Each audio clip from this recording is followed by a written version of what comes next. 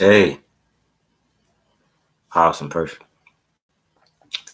So now this is Shakur. I'm coming live from Healing Fountain, CEO, founder of Healing Fountain. So now I've been noticing that the views with the chapter thing wasn't working. So instead, we're still going to do the chapters, and we'll do that in a different format. There's a recorded video instead of live video, because I don't think you guys are coming exactly to have a Bible study online. Sign out in the comment section. Let me know for those of you who would like that. Let me know. We'll think about doing that another time. So right now, I'm going to more so just be answering common Christian questions on Wednesdays. So now the first one is going to be, how does God feel about dating? So the first thing is, it is something you can do. First of all, your free will. It's just something to be careful about. So now with me, I dated my wife. My wife's name is Aisha. Some mistakes I made dating her is that I didn't diagnose her properly because I couldn't diagnose my own hurt. What I mean by this is that I couldn't diagnose her problem, her issue, where she was at, her emotional hurt, where it came from, where her needs was, in a way I can accept the things I can and cannot meet. That's what I mean by that. But first, you have to do this with yourself. How does this play into dating? When you start dating somebody and you get closer to them, inside of them, let me see, you get closer inside of them, you start to see the hurt that's inside of them come up. The hurt, the abuse, frustration, their issues, their problems, their motivation, their focus. You start to see this stuff. This is why it's something to be very mindful of what's going on with the person that you're dating. So I would recommend that, first of all, you pray together. You start learning to pray together. Who's ever the stronger in the relationship, you start diagnosing your partner. Is he a good decision maker? Is she somebody who wants to get married or likes the idea of marriage? Those are things you want to take the time to figure out about the person that you're dealing with. The second thing would be, as well, that we're dating. Let's start at the beginning. So we're dating, you're dating somebody, you guys are talking. However you met. If you met in the church, now everybody's in your business. And they now know that you guys started dating. They're praying for you guys to be together or not be together, whatever their opinion is or what God said. Which brings another dynamic to the relationship and a dynamic to you because you go to church here. So I always recommend it. This is just me. I'm cautious with dating. If I was dating now, I would be cautious at dating at my church. I'm just being real with you. The reason I would be cautious is because of the fact, church is dominated mostly by females. So if you and the girl don't do out good, or you and the guy don't go out good, and you're still seeing them all the darn time. That's just me. Now, if you are going to date in your church, the best thing to do, I would do, this is just me telling you from my personal experience and give you a man's perspective. If you're a man, not only man at your church, and you're looking at women, I would tell you to pray, seek God, wait, see who God revealed to you. Now, Shakur, the man, would tell you to wait to see the woman who's humble, to see the woman who doesn't fight with her words, how they treat their friends, how they talk about others.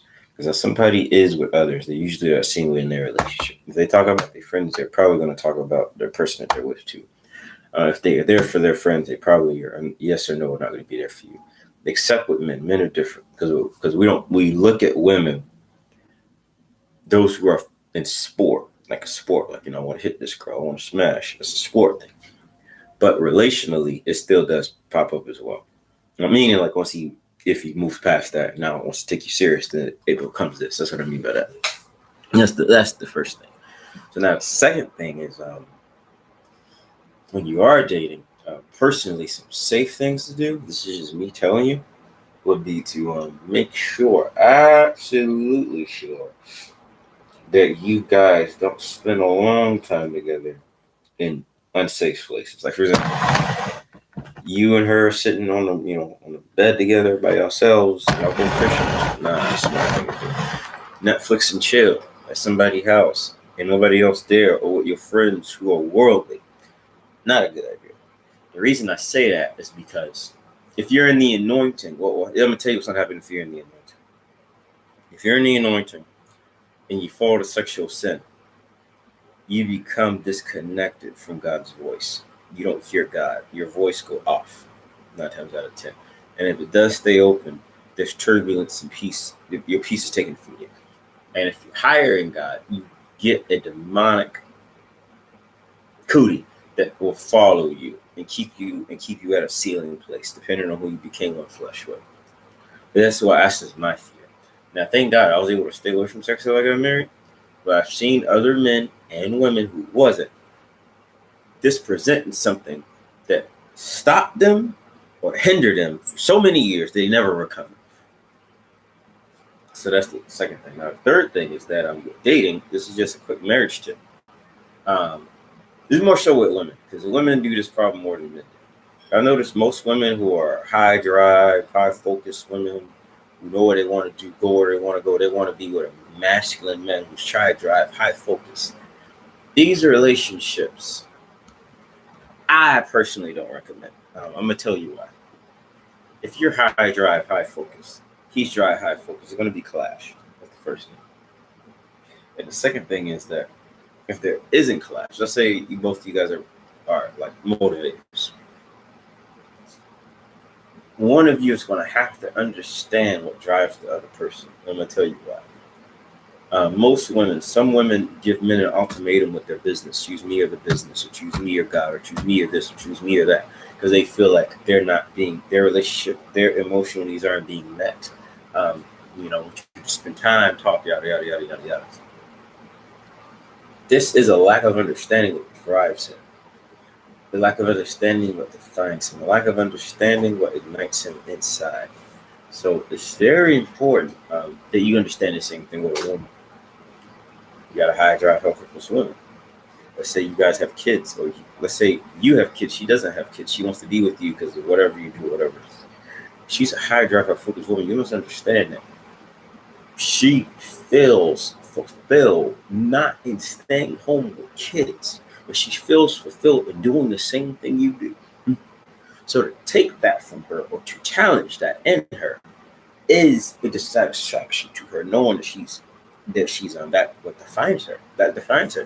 What makes her wake up in the morning. That sets a fire in her spirit. Whatever she does, evangelism, deliverance, healing. Even if it was other things that's going on.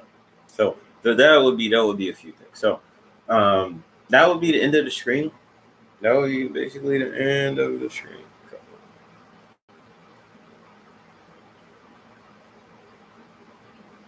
And by the way, guys, do leave a comment on any content you guys might want me to go into or be a part of and things like that. So this is Shakur Butler signing out from Healing Fountain, and good night.